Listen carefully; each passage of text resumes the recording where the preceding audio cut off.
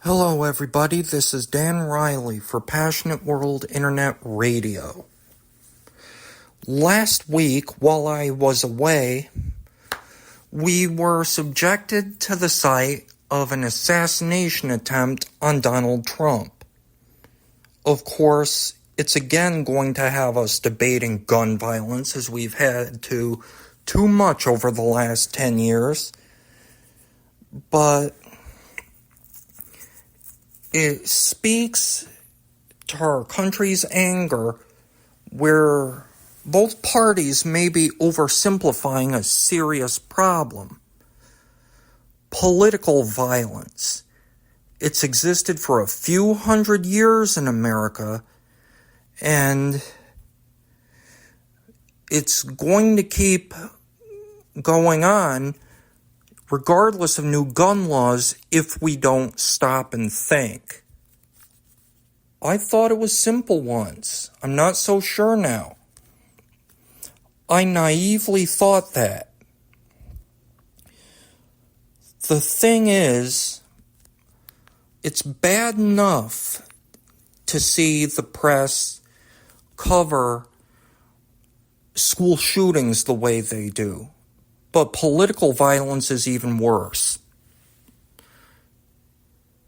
In 1963, a despicable racist terrorist group carried out a bombing of a church in Birmingham that killed 4 innocent children, and that was bad enough. I don't even want to imagine how terrible it would have been if Fox and CNN were involved. The bombings at the World Trade Center come to mind. The shooting at the practice for a congressional baseball game 3 or 4 years ago. The attack on Nancy Pelosi. And now the Donald Trump shooting. The press has no idea it could be contributing to not only our polarization, but putting people in both parties in danger.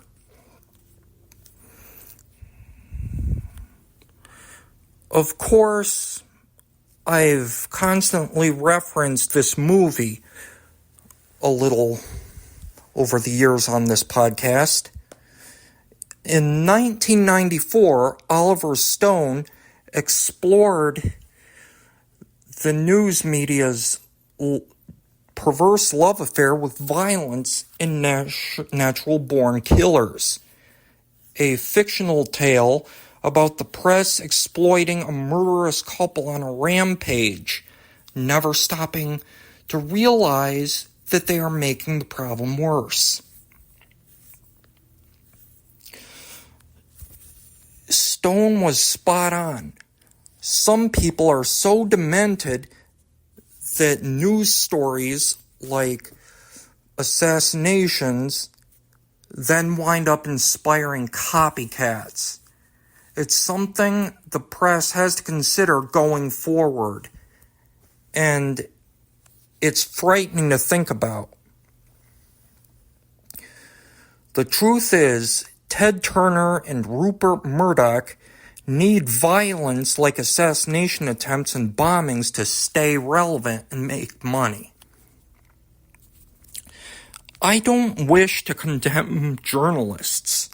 It's their bosses responsible for biased news networks and violent stories I can't stand.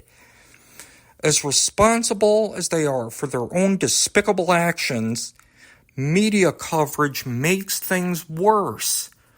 The way they capture terrorist attacks and assassination attempts.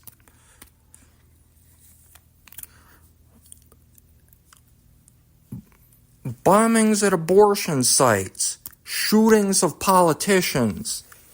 It simply tricks people who carried this out into thinking this is a legitimate way to draw attention to your cause.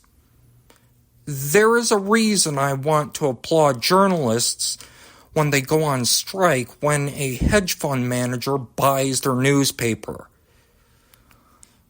Journalists are forced to spin the facts go into the shooter's mindset. How did he grow up? How was he treated? And soon, one disaster after another becomes the case, becomes the rule, not the exception. Sometimes journalists need to be allowed to simply tell what they know about political violence and nothing more. And in some cases, they may have no choice but to hide information for the risk of, say, because of the risk of a follow-up attack to a terrorist attack.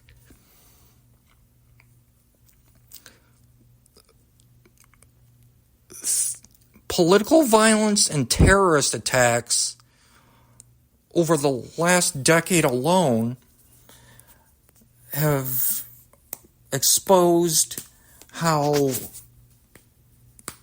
political dysfunction and polarization can be caused by billionaires never stopping to realize that the way they cover these stories can lead to further tragedy.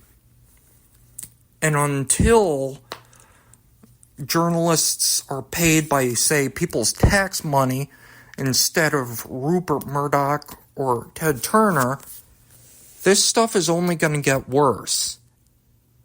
We can only hope for changes soon. This is Dan Riley for Passionate World Internet Radio. Thank you so much for tuning in, and so long.